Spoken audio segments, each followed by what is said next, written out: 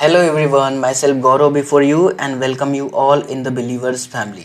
आज हम पढ़ेंगे कॉन्स्टिट्यूशनल फिलॉसफी का सेकंड थीम जो कि है सोर्सेस ऑफ इंडियन कॉन्स्टिट्यूशन, जिसमें हम देखेंगे कि सोर्सेस क्या होते हैं एंड ये हमारे इंडियन कॉन्स्टिट्यूशन के जितने भी प्रिंसिपल्स, रूल्स या प्रोविजंस हैं वो उनका ओरिजिन क्या है, उनका फाउंडेशन क्या है, वो कहाँ से सोर्स किए गए।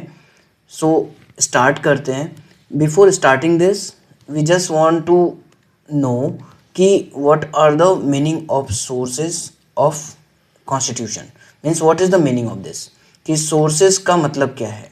तो sources is origins या foundation, जहाँ से हमारे constitution की जितने भी principles हैं, rules हैं और provisions हैं लिए गए हैं। यानी कि हमारे constitution में जो कुछ भी principle है, जो कुछ भी rules या provisions mention है, वो उनका origin क्या है, उनका फाउंडेशन क्या है, वो कहाँ से लिए गए हैं। सेकेंड वन पॉइंट ये बोलता है कि Indian constitution is not created in vacuum. मतलब बड़ा सिंपल सा है कि इंडियन कॉन्स्टिट्यूशन जो है किसी एक के द्वारा अकेले में बैठ के नहीं बनाया गया।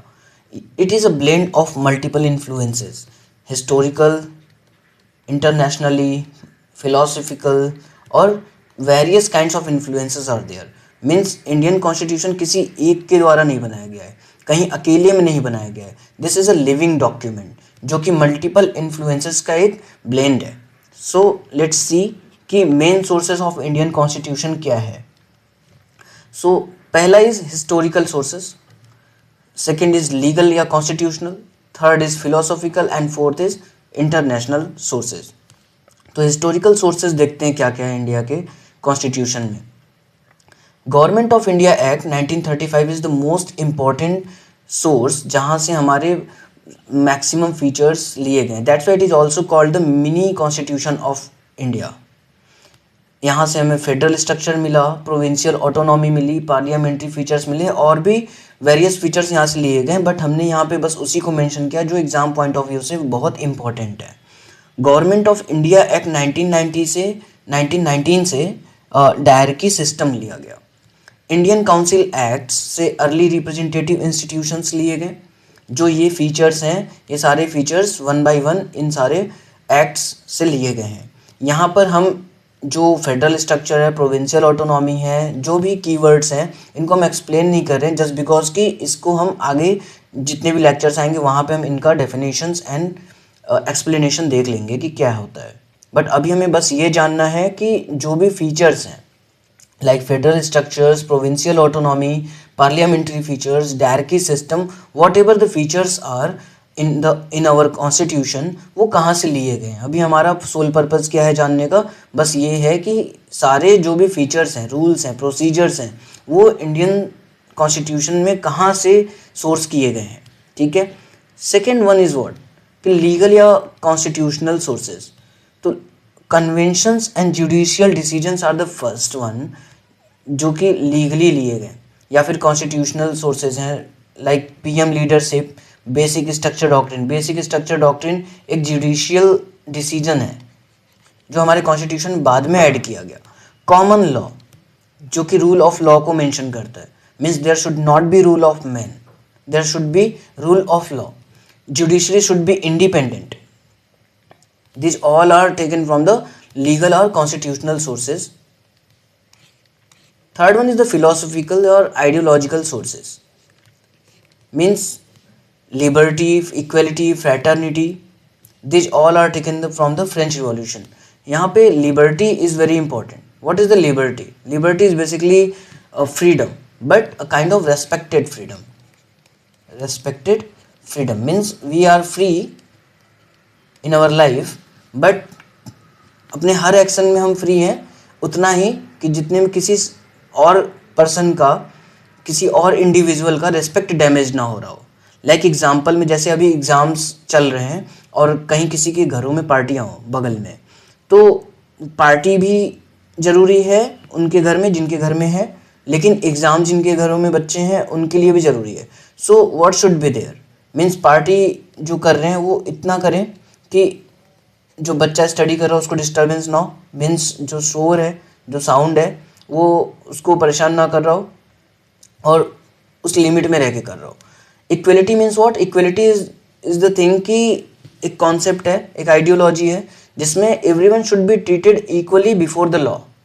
लॉ के सामने सभी समान हैं, इक्वल हैं, नो वन इज सुपीरियर और inferior. So these all are the things that we will discuss later, but these all are the philosophy जो कि फ्रेंच रिवॉल्यूशन से हमारे कॉन्स्टिट्यूशन में ऐड किया गया।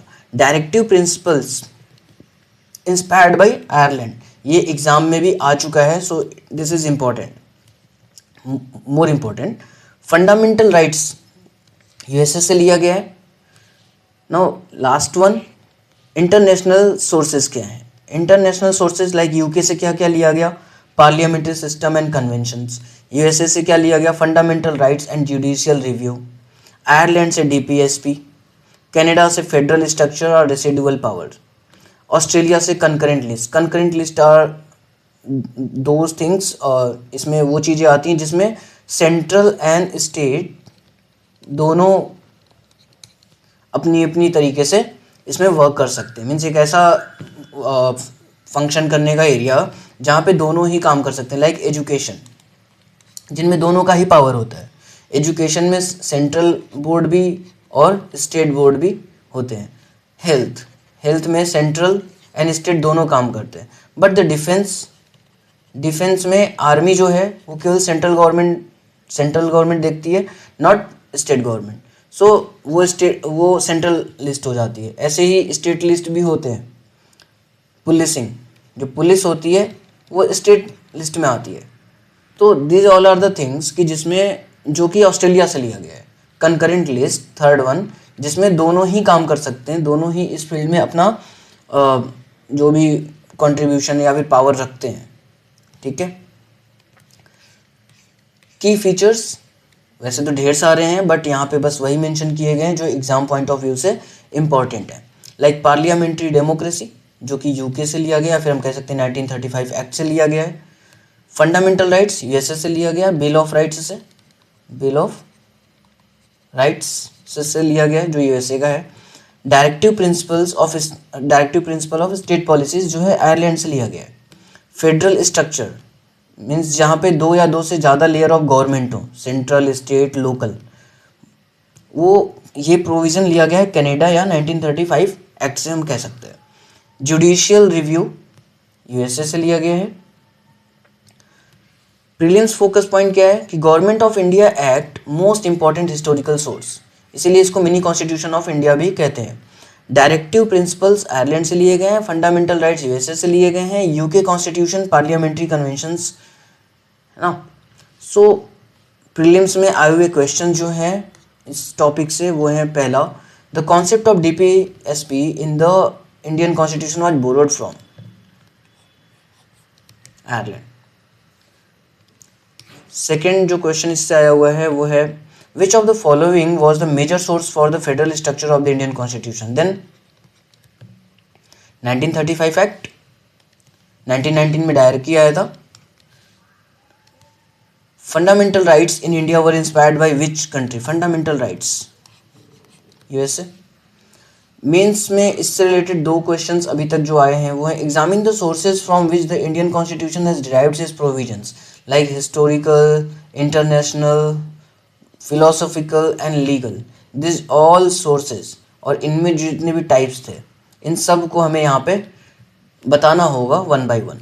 The Indian constitution is a blend of various sources, ये भी दिखाना है। मीन्स हम दिखाएंगे कि हाँ हिस्टोरी सेम यही आंसर हम यहाँ पे लगाएंगे, बस केवल एक जो फ्रेमिंग होगा उसका पैटर्न चेंज होएगा। So I hope you get some clarity from this class and आने वाले लेक्चर्स में हम इंडियन पॉलिटी के साथ साथ अदर सब्जेक्ट्स भी कवर करेंगे। So I hope you enjoyed this. So like कीजिए, सब्सक्राइब कीजिए, शेयर कीजिए। अगर आपको थोड़ी सी भी हेल्प मिली हुई हो इससे समझने में, so thank you, have a wonderful day.